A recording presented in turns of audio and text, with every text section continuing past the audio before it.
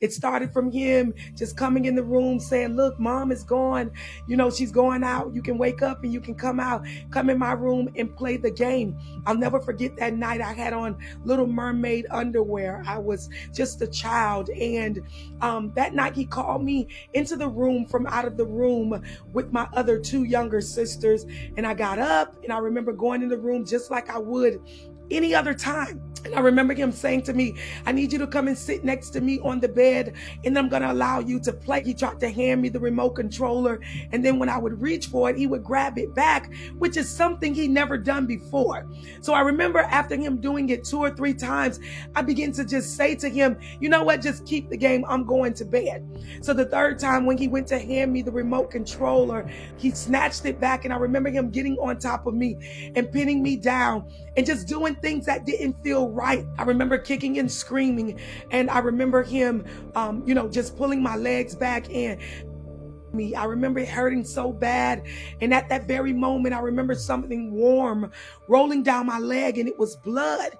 And I couldn't understand. With all the screaming, with all the yelling, nobody came. Nobody could hear me because my mother wasn't home and my little sisters was in the other room asleep. As he finished inside of me and different things like that, when I got up, he told me, get up and go and clean yourself off and walk inside the bathroom. And at that moment, I was confused because the person who should have been protecting me for some reason was taking advantage of me. I remember going inside the bathroom and beginning to get in the tub. And as I removed my underwear, seeing blood, I was confused. I was hurt. I hadn't even had a menstrual cycle yet. And I just felt alone at that moment. When I got out of the tub, I remember going in the kitchen to grab a knife, and I remember him walking into the kitchen, and I hid it behind my back. And I remember him saying to me, if you say anything, I'm going to kill you, and I'm going to everybody in the household. So of course I was young, I was afraid, I was nervous, but I remember climbing right back into the bunk bed and laying on the bottom bunk with my 2 little sisters, saying if he came in and tried to do that to them, I was going to kill him that night. But from that night on, it never happened again after that. So when my mother came in from the club that night, I didn't say anything. I didn't tell anybody because I was just a little girl, nervous. He took my underwear. He hid them somewhere outside of the door, but I continuously bled that night. I remember the next morning, my mother coming inside of the room, and she thought I just had my menstruation, but that wasn't it. I was, raped the night before. She gave me some pads. I never said anything, but from that moment on, I just began to hate men. I began to hate myself. I began to feel so alone. At that moment, I began to get on at a young age. My mother died, just a few years after I was young. My father, as I stated, was in and out of federal prison, and I just turned to the street. So I eventually started sleeping with women because I began to hate men. And while I was out sleeping with different women, I would only target a certain type of women. I would only deal with women who were virgins like me, because in my mind, I wanted to do what was done to me. I wanted to take something so valuable from them. How dare they be able to, choose who they wanted to give their virginity to. And mine was taken from me by my brothers. So I would just meet women. I slept with over 100 women. Half of them, I don't even know their names. I would meet women and I would just tell them things like, I love you and you're so beautiful, just for them to be able to allow me, to sleep with them. I would go to the toy stores and buy and things like that, and they would let me take their virginity. From there, I just went into this dark place. I want to say starting at 13, 14 years old, I just became that problem child. I was a threat to my neighborhood. I really just didn't care about society. I didn't care about myself. I felt worthless. I felt unimportant. So as I stated, I just targeted certain people. I got into a stage where I started dating my kid's father at the time. I was young, probably just now getting ready to go into high school. And this is where he took most of the time, abusing me and beating me and different things like that. And a lot of it stemmed because he knew my secret. He was the only one who knew my secret, and he would use that as a way to make like he was caring for me. But that's what what he was doing. He was literally beating me, taking advantage of me. And I'm not talking about abuse. Some people, they get, a slap or they get choked. I mean, he was beating me down, blacking my eyes. I had a miscarriage. He kicked me in the stomach while being pregnant. We were living in our first condo, and I remember him while being asleep. I was watching the Maury show. I'll never forget it. And I woke up to the house burning and on flames, and we were on a high floor in a condo. He set the place on fire with me in it. And the only way I was able to make it out without jumping is because he took the cover, threw it in the shower, soaked it with water, and he wrapped me and him in it, and we ran out through the front door. Only way I survived that. But I went through a lot of abuse. I was getting beat on left and right. So now I feel like the second man. I finally begin to trust in my life. Now you're beating on me. Now you're abusing me. You're not abusing me, sexually right now, but you're beating on me. So, from there, I just went into this dark place to where I began to bring women home, in the bedroom, and, we would have all kind of and we would party, we would get. To me, that was living my best life, even though I knew I deserved more. So at a young age, I would say, elementary going into middle school, there would be a program here in Florida that is called DARE, Abuse Resistance Education. And every day we would go in there, they would teach us, say no to and stay away from. And I remember I would sit there and be like, well, that's not my lifestyle. Is all around me.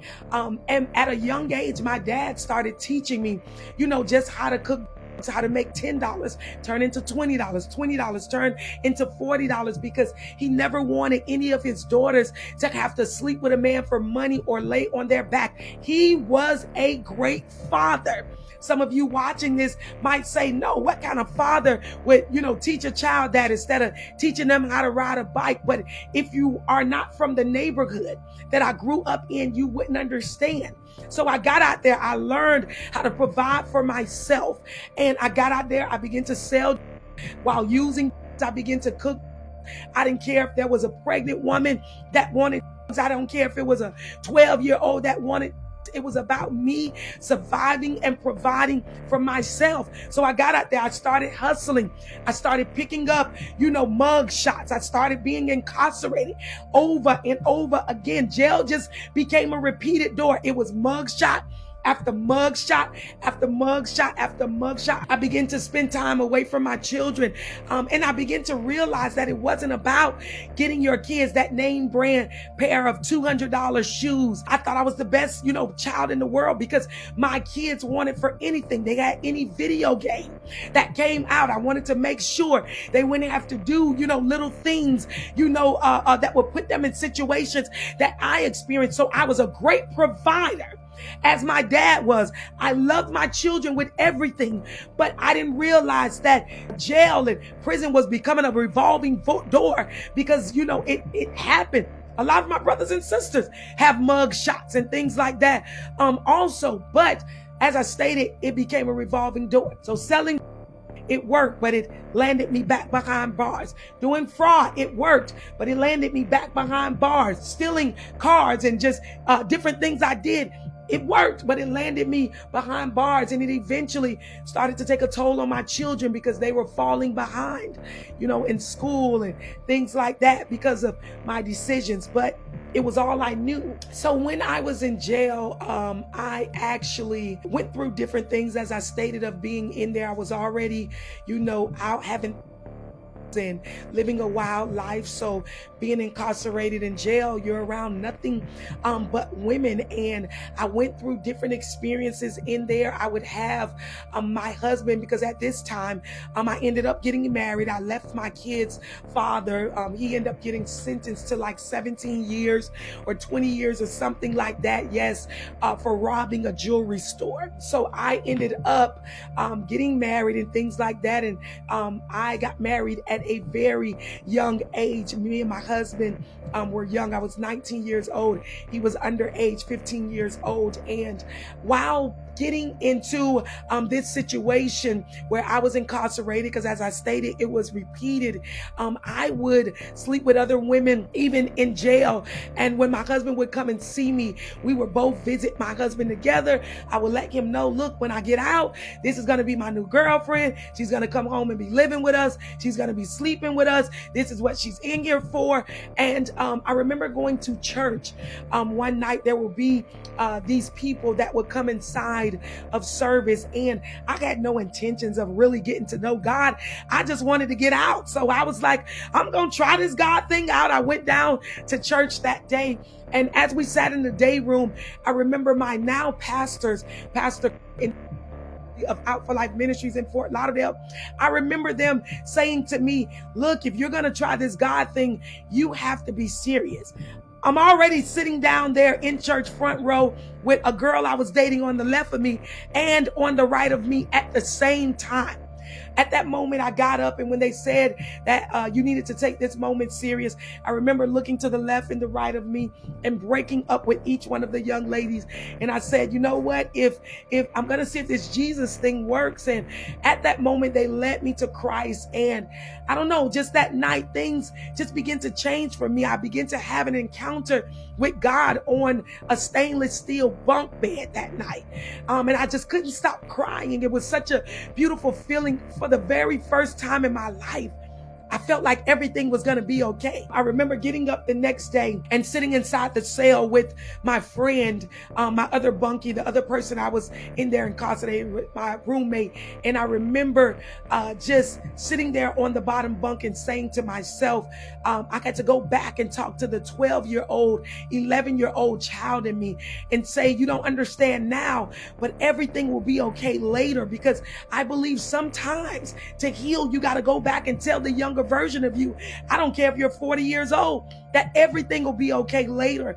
So from there, my life just began to change. I was released. The judge allowed me not to do 15 years in prison, even though I was supposed to do this time, because the judge was tired of seeing me. I remember sitting in the courtroom being shackled to everyone.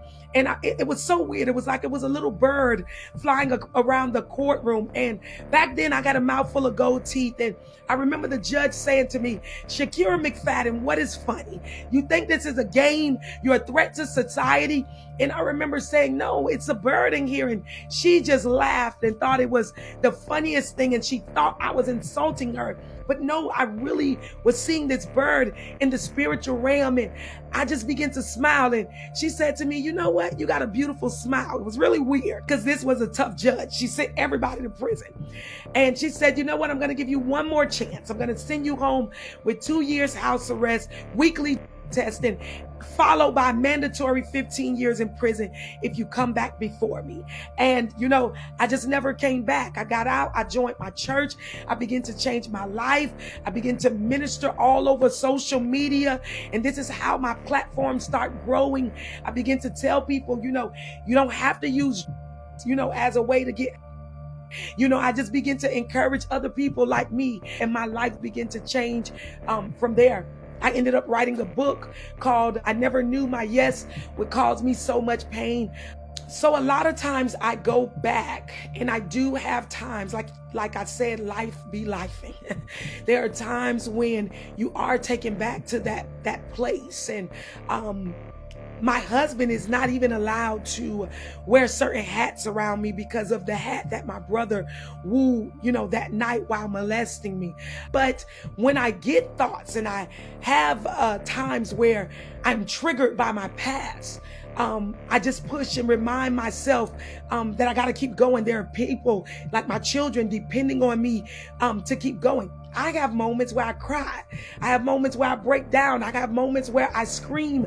I have moments where before I walk in my house, when I pull in the driveway, I got to take a few minutes just to get my mental thoughts together. But it's constantly reminding myself that you don't want to go back to the old you. So when I feel like that, I do things like write. When I feel like that, I do things like preach and minister. And as I state, I'm a counselor. It's just a lot of things I'm doing to stay focused. I truly believe that if you are not occupying yourself with something to do, this is how you become suicidal. I've been married 2 decades now, and my husband, I have a 13-year-old bonus child. My stepson, I love him dearly now. But in the beginning, that wasn't, the case. I'm going to be honest with you. It took me to a dark place where I had suicidal thoughts. I felt like, now here comes the third man, to take advantage of me and take me back to this place, after I told you what I've been through in life. And he ended up making a child on me in the middle of our marriage. And while doing this, it took me to a dark place. First time I ever had a bottle of in my hand with a bunch of pain pills and prescription medication. And, I just wanted to die. I started taking pill after pill. I was just sick of life. I just came to a point where I figured, okay, this was my life. I'm never going to be anything. Nobody's never going to love me, through my faults and through my scars. And it took me to a dark place. I wouldn't allow him to go and see the child, but eventually he started sneaking out and, going to do that. And my pastors just got me back into that place, to remind you, look, you're not going to be the first woman who husband, makes a child on them, and you won't be the last. And I eventually made the decision to fight for my marriage and to keep going. My husband ended up, because he has about 20 something mug shots also, he ended up battling. So for 6 years, he was on bad. I'm talking about hallucinating, running through the house, swinging knives, and being up for days, not bathing, not showering, and going through his own stage. And I just really had to just rely on God's strength. It's hard when everybody is depending on you to be a great wife, a great mother, a great minister, a great counselor, a great friend. But what do you do when you get into a place where you're saying, oh, the weight of the world, it seems like it's winning? I just been through a whole lot in my life. And as I stated, when I feel myself getting into those down, broken places, all you can do is, just lean on your faith and lean on God. And some people say, how do you believe in a person you can't see? And I have to remind myself that feeling I experienced when I laid in that cell on that stainless steel bunk bed, that reminded me that everything was going to be okay. If you are a hustler, it never goes away. It's just about doing it the right way now. Back then, I would do things like sell and I would do fraud. I would do whatever I had to do, get women to pay for things for me to make money. And this time around, it's just hustling the right way. I'm a real estate agent now. I'm a counselor. I don't care if I got to get in the kitchen and, cook up some good spaghetti and sell plates on the streets. I'm going to do whatever I got to do it the right way. And that's just, where I am at right now. Why? Because my life, as I stated, is before people. When I want to do wrong, because there are times you'll think in your mind, look, the way you're doing it this way, it's taking too long. You can go through a bank line right now and pick up $40,000. You know the way to do it, but no, it's not worth it. It's not worth me being away from, my kids. It's not worth me letting people down. I have 500,000 followers on my Facebook page, Shakira McFadden. I have a huge TikTok following. And it's like you get to a place where people is depending on your strength. So I just rather do it the right way. It's been 13 years. And since I've been saved, I've hit the ground running, and I don't plan on going back.